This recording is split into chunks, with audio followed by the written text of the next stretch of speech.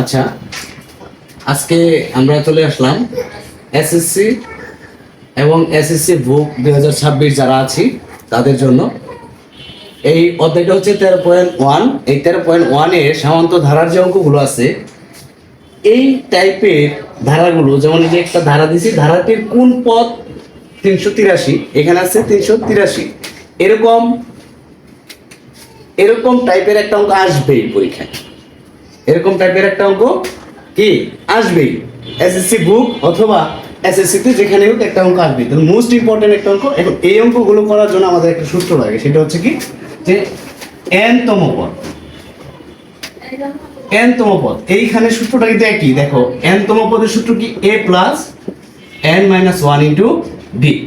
এখন এখানে দেখো আমি n তম পদ বলছি দেখে এটা হয়েছে। আচ্ছা, সাপোজ যদি এখানে আমি যদি বলতাম যে n তম পদ, তাহলে কি হইতো, a plus m minus 1 into D, তাই না? এখন আমি যদি বলি যে n তম পদ না, যদি আমি এখানে বলি 12তম পদ, তাহলে কি হবে, a plus 12 minus 1 into D. Clear? বুঝা গেছে বিষয়টা? আবার আচ্ছা, একইভাবে যদি আমি বলি যে এখানে 20তম পদ, কততম পদ, 20তম পদ, তাহলে a plus 20 minus 1 into d. Okay, এরকম টাইপের। তাহলে মোটামুটি আমরা সূত্রটা বুঝে গেছি। এখানে আমাদের এই সূত্রটা লাগবে। এই ধারার অঙ্কগুলো করার একটা বিশেষ মজা হচ্ছে, এখানে এ ধারা, প্রথম পদকে এ দ্বারা প্রকাশ করা হয়। প্রথম পদকে কি দ্বারা প্রকাশ করা হয়? আচ্ছা, তাহলে আমরা ধরি যে এখানে প্রথম পদ, প্রথম পদ, এই প্রথম পদকে কি দ্বারা প্রকাশ করা হয়?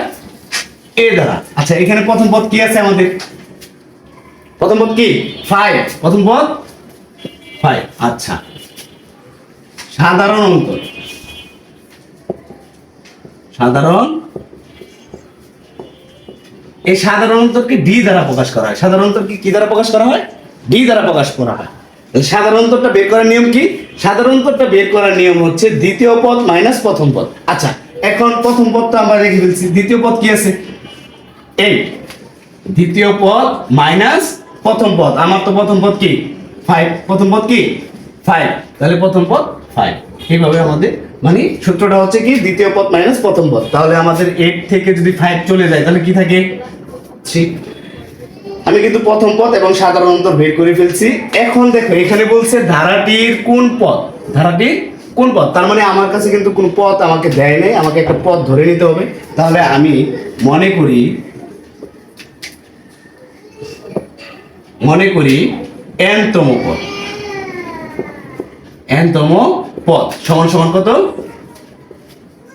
83। এটা আমরা ধরে নিলাম বা মনে করে নিলাম যে n তম পদ সমান সমান 300 কত, 82, 383। আচ্ছা, এখন তা আমরা কি জানি? আমরা একটু আগে শিখলাম যে আমরা জানি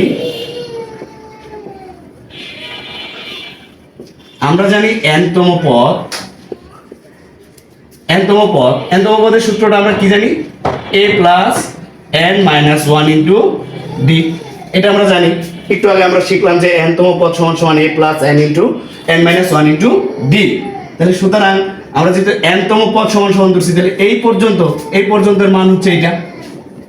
আচ্ছা, তাহলে এখানে কি আসতেছে? a plus n minus 1 into D. তাহলে এই n তম পদ সমান সমান আমি কত ধরছিলাম? 383। আচ্ছা, তাহলে এখানে আমি লিখতেছি 383। ওকে, এখন আসো, খুব ইজি। এখন দেখো আমাকে এখানে এর মান আমি পাইছি, এর মান কত? 5, এর মান 5 প্লাস n এর মান কি আমার কাছে আছে? না, n এর মান আমার কাছে কি, n এর মান আমার কাছে নাই। আচ্ছা, n এর মান নাই, যেহেতু আমি n তম পদ ধরছি এটা, তাহলে আমার n এর মানটা বের করতে হবে। d এর মান কিন্তু আমার কাছে আছে কত? সাধারণত বের করছি আমরা 3। ওকে, আর এই পাশে সমান সমান এর পাশে কি আছে? 383। ওকে, এখন দেখো, আচ্ছা আমি উপরের অংশটা একটু করে নিই।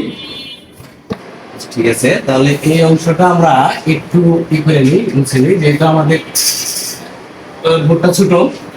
ওটা ছোটর কারণে এটা আরেকটু করা লাগতেছে। আচ্ছা এখন দেখো এই যে 5, এই 5টা এই পাশে আছে কিসে?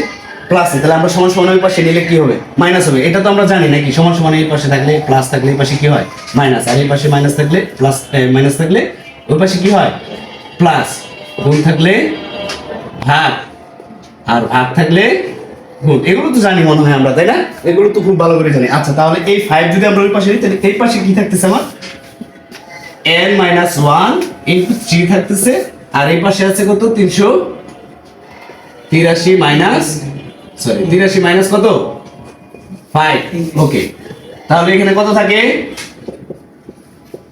কত থাকে বলো তো, কত থাকে? 300। আচ্ছা এখানে 383 মাইনাস 5 কত? 378। 378।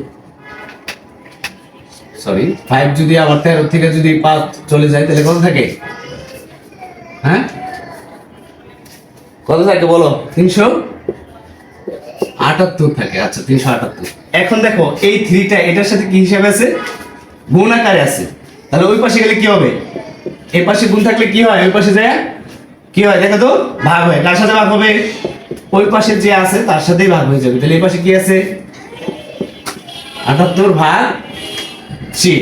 দেখো ভাগ করে দাও, এখানে ভাগ করে দিলে আসবে 26। ভাগ করে দিলে কত আসে?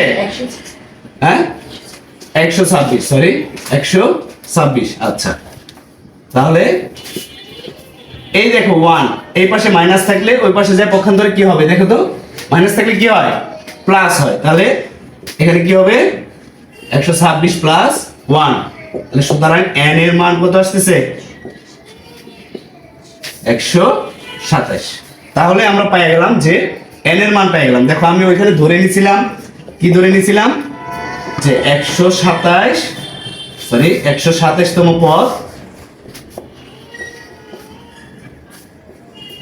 পদ সমান সমান 383। এইটাই অ্যান্সার। মোস্ট ইম্পর্টেন্ট একটা অঙ্ক। এই টাইপের একটা অঙ্ক থাকবেই থাকবে এসএসসি তে। এবার এই টাইপের একটা অঙ্ক কি থাকবেই। সুতরাং তোমরা যদি এই নিয়মে করো খুব ইজিতেই তোমাদের এটা হয়ে যাবে। শুধু একবার মাইনাস করা আর এই পাশে যেটা গুণ ছিল এটাকে একবার ভাগ করে দেওয়া, জাস্ট এটাই।